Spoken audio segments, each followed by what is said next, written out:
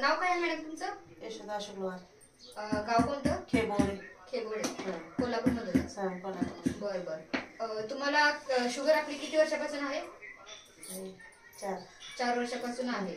Sugar किती होती तुमची आपलं औषध घेण्याच्या अगोदर? हे औषध लागायच्या आधी त्यांनी लागलं का 580 होती. बरं 580 होती काय? बरं आता आपला अँटीऑक्सिडंट किती महिने झाले घेताय तुम्ही? एक महिना झाला घेतलाय. आपलं औषध घेण्याच्या अगोदर तुम्हाला जखम झाली होती हाताला? बरं अशा प्रकारे जखम होती ना? होय. हे तुमच्याच हाताची जखम आहे ना? होय होय. बरं आता तुमचा हात दाखवा मॅडम. आता जखम तुमची पूर्ण बरी झालेली आहे. ही जखम बरी होण्यासाठी किती कालावधी गेला?